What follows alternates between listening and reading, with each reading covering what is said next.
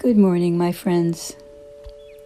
And we continue with the process of beginning to return and reform, coming out of this nearly year period of time of living in a very strange, isolated, confusing, and sometimes scary world. We started with conscious relaxation, quieting deeply in order to open the space within your heart and mind for the body, mind, and spirit to have room for its own healing. Then practicing the second, mindful awareness, to connect with inner wisdom and cultivate a mindful compassion in present moment awareness for all things that are present and arising. Opening the space and becoming connected with what is in that space, including your own inner wisdom and experience. And yesterday we began with compassion and forgiveness, looking with deep compassion underneath our strongest feelings to discern what is the core value that I hold that brings up these feelings. And in what way, right here, right now, this day, can I practice that core value? Anyone can ask themselves this question, but in my experience, it is only through mindfulness practice, both in and outside of meditation, that these things can become manifest in the very way that we see and respond to the reality around us. The mindful process teaches us that we may not be able to shape the world to the way that we want it to be, but we can definitely do something about how we interact with it as we see our place in the world. As the meditation teacher Pema Chodron put it, mindfulness is a lifetime's journey to relate honestly to the immediacy of our experience and to respect ourselves enough not to judge it, but to manifest it. This is where the power of self-compassion emerges. The second place that self-compassion emerges is in the process of forgiveness. And so this third step is called compassion and forgiveness. Although these two might seem different at first, they are actually one in the same. Holding on to hurt feelings limits our ability to be present. Why? Because we get caught in our own inner narratives or personal stories that lead us right down a path of reactivity, blaming, shaming, self-persecuting, and simply put, when we get stuck in our heads, weaving stories and reliving them over and over in order to feed, or to be honest, even justify our ongoing resentment against someone else, or ourselves. The practice of forgiveness can feel totally counterintuitive sometimes, and even dangerous. We think we find strength in our anger, but actually it limits how we show up in the present because we are still living the story, not living the present. Let's be clear. Forgiveness doesn't mean forgetting or pardoning an offense. It means acknowledging the grievance and the feelings it creates, acknowledging that people are wounded, flawed, and messy, including ourselves, putting in place boundaries where needed, letting go, and moving on. Forgiveness, deeply freeing, has several layers. Let us be seated, if you're not already. Allowing your breath to be easy, your body supported, your spine reasonably straight, sitting up, shoulders relaxed, face expressionless, with all muscles released, and breathing.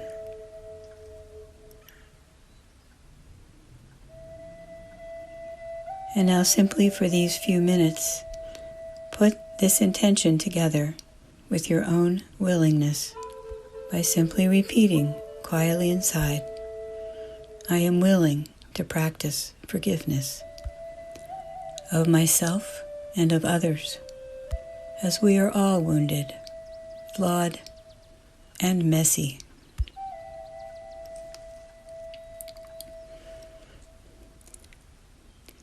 The tool that you're developing is something that most people simply do not have, because it does not come naturally.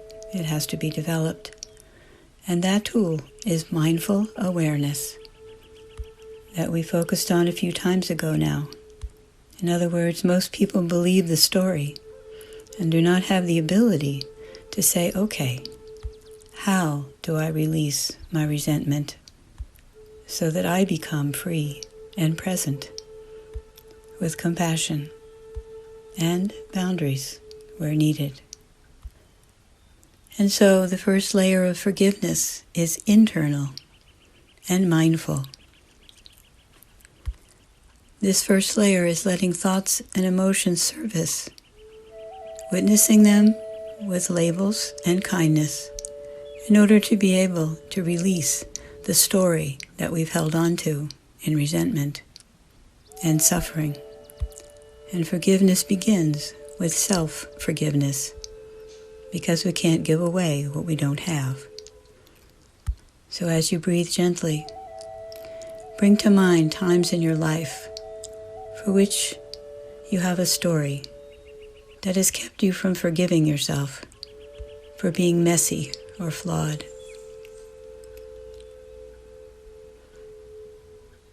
Perhaps all the times that you didn't speak up and you should have. Times that you didn't take good care of yourself. That you didn't give yourself permission to say out loud and claim what is important to you. When you didn't hold healthy boundaries, simply saying, no, not here, not me, not now, no. Bring to mind just a couple of these situations for which, as of yet, you do not believe that you have forgiven yourself. Maybe even that you don't deserve forgiveness because you should have known better and done better. Allow whatever emotions and thoughts arise to surface and witness them with kindness. I see you, and I'm here for you. I am willing to release the story that I've held on to that keeps me in the past, not the present. I'm willing to forgive. I am a loving person, and I do want the best for others. I forgive myself for the times I lost my way. The second layer of forgiveness is external, focusing on our experience of gratitude for the things we have learned along the way, rather than our self-persecution for the things that we should have done or not. What do you cherish in yourself today that you have learned from those things that you have told yourself are not forgivable, where you should have known better? Allow yourself to feel that experience of gratitude. Gratitude feels soft, yet focused, warm, open, connected. The third layer of forgiveness is both internal and external, meaning that as you begin to cultivate compassion for your own messiness, you can begin to cultivate compassion towards those you're having difficult relationships with right now. Ask yourself, how do I want to show up for this in the present? Holding on to the story of anger or resentment has limited how I show up in the present because I'm still feuding over the story. What story do you want to let go of today as you go out into the world considering forgiveness? Namaste. Amen.